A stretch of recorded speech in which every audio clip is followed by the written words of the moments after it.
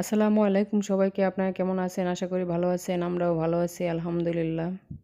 এই তো আমি নতুন আরেকটি ভিডিও নিয়ে হাজির হলাম। তো আজকে আমি আপনাদের সাথে শেয়ার করব টমেটো কেচাপ।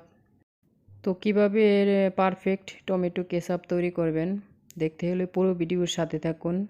তো ইতিমধ্যে যারা ভিডিওতে যুক্ত হয়েছেন তারা প্লিজ একটি লাইক দিয়ে ভিডিওটি কন্টিনিউ করবেন।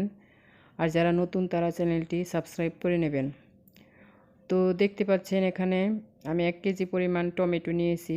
তো ফ্রেশ টমেটো, লাল যে টমেটো ওটা নিয়েছি। তো এরকম করে আমি ছুরির সাহায্যে কেটে নিচ্ছি। তো ভিতরে যে সাদা অংশটা আছে এগুলো আমি ফেলে দিচ্ছি, এটা শক্ত থাকে। তো এরকম করে সবগুলো আমি কেটে নিচ্ছি। তো দেখতে পাচ্ছেন আমার টমেটো কেটে নেওয়া হয়ে গেছে। এবার আমি টমেটোগুলো সিদ্ধ করে নেব। তো এই জন্য টমেটো দিয়ে সামান্য পরিমাণ পানি দিয়ে দিলাম। এবার আমি ঢাকনা দিয়ে ঢেকে দিলাম। তো পানিটা দিয়ে দিলাম যাতে নিচে পোড়া না লেগে যায়। তো এবার আমি একটু উল্টে পাল্টে নেড়ে দিচ্ছি। তো আবারও আমি ঢাকনা দিয়ে ঢেকে দিয়েছিলাম। তো এরকম হয়ে গেছে, এই অবস্থায় নামিয়ে ফেললাম। তো এর চেয়ে বেশি সিদ্ধ করা যাবে না। তো তো এবার আমি একটা ব্লেন্ডারের সাহায্যে ব্লেন্ড করে নিয়েছি। তো দেখতে পাচ্ছেন এরকম হয়ে গেছে। এবার আমি একটা ছাঁকনা দিয়ে ভালোভাবে সেঁকে নেব। তো দেখতে পাচ্ছেন ছাঁকনাতে আমি ব্লেন্ড করা টমেটো ঢেলে দিচ্ছি।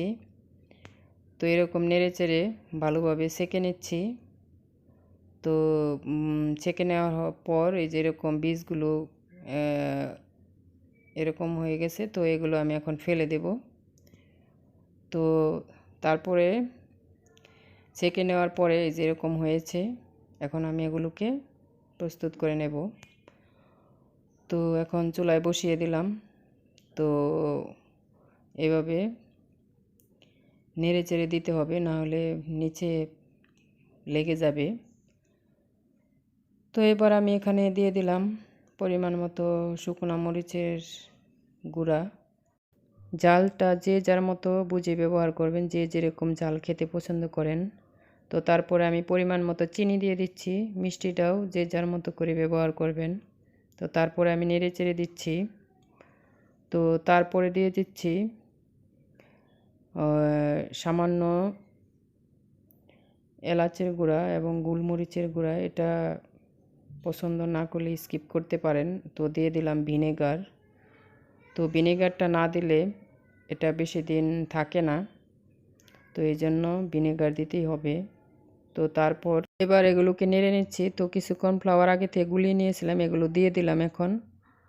তো এখন এগুলো ঘন হয়ে আসবে। তো এরকম ঘন হয়ে এলে আমি নামিয়ে নেব। তো ঠান্ডা করে একটা কাচের বয়ামে আমি ঢেলে নেব। তো আপনারা চাইলে প্লাস্টিক বয়ামেও নিতে পারেন।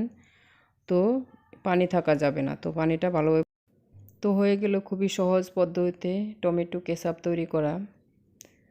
তো এতক্ষণ যারা সঙ্গে ছিলেন তাদেরকে অসংখ্য অসংখ্য ধন্যবাদ।